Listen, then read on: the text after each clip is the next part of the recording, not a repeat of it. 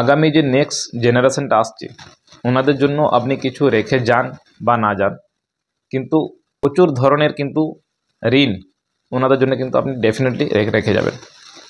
এটা আমি বলছি না, এটা যে ইন্ডিয়ার যে ডেটা আছে, যে বড় বড় এক্সপার্টরা আছে, ওনারা কিন্তু এই কথাটা বলছেন।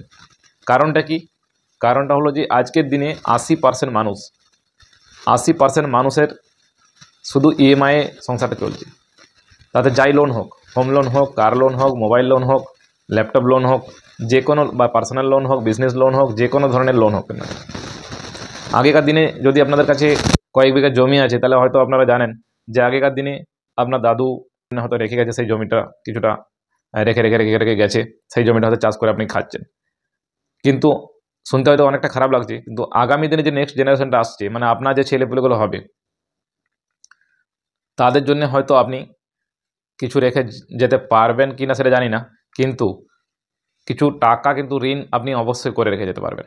তো এইরকম সময়ে আপনি কি করবেন, কি করা উচিত, আমাদের কি করা উচিত এরকম সময়ে আপনার? আর এটা সবথেকে বড় কারণ সোশ্যাল মিডিয়া।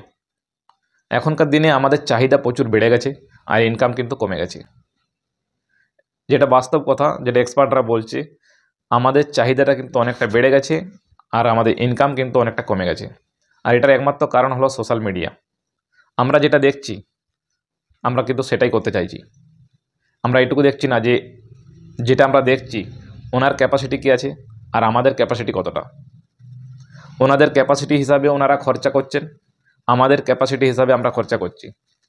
কিন্তু যখন আমাদের যে ইচ্ছাটা আছে আরও বেড়ে যাচ্ছে আর ইনকামটা কিন্তু সেই জায়গাতেই আছে, তখন আমরা কি করছি? তখন আমরা লোন নিচ্ছি, তখন আমরা লোন নিয়ে বেড়াচ্ছি।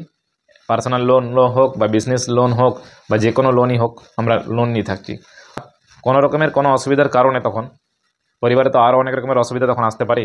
যে কিস্তিগুলো আপনি ভরছেন, যদি আপনার পরিবারের ধরুন আপনার দুটো ইএমআই আছে, দুটো ইএমআই আপনি ভরছেন, তো সেই রকম সময়ে যদি পরিবারে আরও কারো একজনকার শরীর খারাপ হয়ে গেলো, তো ইএমআই যে টাকাটা ছিল ওষুধপাতিতে খরচা হয়ে গেলো, সেরকম সময়তে কী হবে? আপনার ইএমআইয়ের টাকাটা আপনার বাউন্স হয়ে যাবে। এখান থেকেই খেলা শুরু হয়ে গেল। সেটাতে আবার পেনাল্টি লাগবে, যে ব্যাংকের থেকে কাটছে সেই ব্যাংকে পেনাল্টি লাগবে, যে কোম্পানি থেকে লোন নিয়েছিলেন সেই কোম্পানিকে পেনাল্টি লাগবে, আর প্লাস ইএমআইয়ের টাকা প্লাস পেনাল্টির টাকা। আগে তো আপনার লোড ছিলই, আরও কিন্তু আপনার লোড আপনার বেড়ে গেল।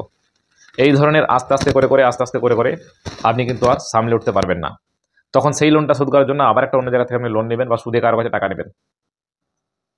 এরকম করতে করতে আপনার কাছে সেই যে ব্যাংকের লোনটা ছিল সেটা তো শোধ হয়ে যাবে।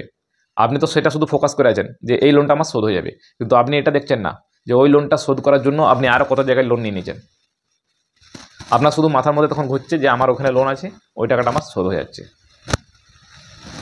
পুরো পেনাল্টি ভরে দিয়েছি, সুদটাও ভরে দিয়েছি, সব কিছু আমার কিন্তু ক্লিয়ার হয়ে গেছে। কিন্তু আপনি তখন এটা ভাবছেন না মোটেই যে ওই লোনটা শোধ করার জন্য আপনি আরও 5-6 জায়গাতে আপনি আরও লোন নিয়ে নিয়েছেন অলরেডি। তো এইরকম ধরনের যে হ্যাবিটগুলো আছে, এই হ্যাবিটগুলো আস্তে আস্তে আমাদের যে জেনারেশনটা আছে সেই জেনারেশনটার মধ্যে চলে এসছে। তো এই কারণেই আমরা আমাদের যে দাদুরা ছিল, আমাদের জন্য কিছু হয়তো 2 কাঠা জমি, 1 বিঘা জমি, 2 বিঘা জমি হয়তো রেখে গেছে, কিন্তু আমরা কিন্তু আর কিছু ওনাদের জন্য রেখে যেতে পারবো না। শুধুমাত্র রেখে যেতে পারবেন লাখ লাখ টাকা ঋণ। যে ছেলে কোনোদিনও বুঝলোই না কি ব্যাপার, কি কোথা থেকে কে নিয়েছিল, সে যখন তার জ্ঞান হবে সে শুনে উঠবে যে দরজায় আমার লোক আসছে, ব্যাংকের লোক আসছে, আমাদের ঘর কবজা করে নিয়েছে, আমাদের থাকার জায়গা নেই। ঠিক আছে, এরকম ধরনের সমস্যা কিন্তু ফেস করতে হতে পারে। তো এরকম সময়ে কিন্তু আমাদেরকে অনেকটা সচেতন হয়ে থাকাটা উচিত। আপনি আপনার ব্রেনটাকে এমনভাবে তৈরি করুন যেন অন্য কোনো সোশ্যাল মিডিয়া অন্য জায়গায় বসে বসে আপনার ব্রেনটাকে কন্ট্রোল করতে না পারে। আপনার ব্রেনটাকে এমনভাবে আপনি তৈরি করুন, আপনার ইচ্ছেগুলোকে আপনি এমনভাবে কন্ট্রোল করে রাখুন যে যাতে অন্য জায়গা থেকে কোনো হিরো কোনো হিরোইন বসে আপনাকে কোনো অ্যাডভার্টাইজ দেখিয়ে আর আপনার ব্রেনটাকে কন্ট্রোল করতে না পারে। আপনার যে কন্ট্রোলের রিমোটটা থাকবে সেটা কিন্তু আপনি আপনার নিজের কাছে রাখুন। যদি এই হ্যাবিটটা আপনি তৈরি করতে পেরেছেন আপনার মধ্যে, তাহলে কিন্তু আপনার এইসব সমস্যাগুলো কিন্তু আর হবে না। আর সবসময় চেষ্টা করুন ইনকাম বাড়ানোর আর খরচ কমানোর। যেভাবেই হোক ইনকামটা বাড়ানোর চেষ্টা করবেন, মেহনত করার চেষ্টা করবেন, খরচটা কমানোর চেষ্টা করবেন। দেখবেন অটোমেটিক আপনার কাছে কোনো রকমের ঋণ হবে না। লোনে আপনি গাড়ি নিচ্ছেন, লোনে আপনি একটা ফোন নিচ্ছেন, লোনে আপনি ঘর নিচ্ছেন, অবশ্যই নিন। কিন্তু যদি কোনো রকমের ফিউচারে কোনো অসুবিধা আপনার সাথে ঘটে, সেই সময়তে যদি আপনার অন্য যে এমার্জেন্সি ফান্ড আছে, অন্য জায়গায় যে ইনভেস্ট করা আছে, সেই টাকা দিয়ে যদি আপনি কোনোদিন ওটাকে ভাবছেন যে আমি শোধ করতে পারবো, তবেই আপনি লোন নেবেন, আদারওয়াইজ আপনি লোন কিন্তু নেবেন না।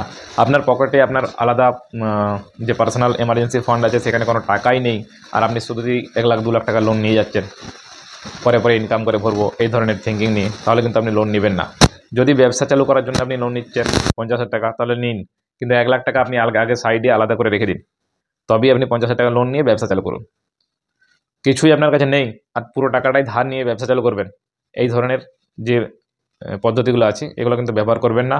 আর নিজের বুদ্ধিটা ঠান্ডা মাথায় ভালো করে ভাবনা চিন্তা করে হুট করে কোনো ডিসিশন নেবেন না, তারপরে আপনি কিন্তু যে কোনো ডিসিশনটা নেবেন, তাহলে কিন্তু আপনার সাথে এই সমস্তগুলো কিন্তু না ঘটতেও পারে। ইউটিউবে সার্চ মারলে আপনি প্রচুর ভিডিও এরকম পেয়ে যাবেন যে লোন নেওয়ার পরে কী কী হয়েছে, মানুষের সাথে কী কী হয়েছে, এমনকি প্রচুর মানুষকে কিন্তু জীবন থেকে সরে যেতে হয়েছে শুধুমাত্র লোন নেওয়ার কারণে। আর কিছু কিছু মানুষ আছে যে রাতারাতি বড়লোক হতে চায় অনেক শর্টকাট রাস্তা দিয়ে। একটা কথা মাথায় রাখবেন, যদি বড়লোক হতে আপনার সময় লাগছে, তাহলে কিন্তু আপনার গরিব হতেও সময় লাগবে। আর যদি আপনার বড়লোক যদি রাতারাতি আপনি হয়ে যাচ্ছেন, তাহলে কিন্তু আপনি গরিবও রাতারাতি হয়ে যাবেন, এটা কিন্তু মাথায় রাখবেন। আশা করি বন্ধুরা ভিডিওটা অনেকটা নলেজেবল হয়ে গেল। এই ধরনের আরও নলেজেবল ভিডিও যদি আপনারা পেতে চান, আমার চ্যানেলটা অবশ্যই সাবস্ক্রাইব করে দেবেন, কারণ এই ধরনের নলেজেবল ভিডিও আমি আগামী দিনে আপনাদের জন্য আরও নিয়ে আসতে থাকবো। ভিডিওটা দেখার জন্য বন্ধুরা অনেক অনেক ধন্যবাদ।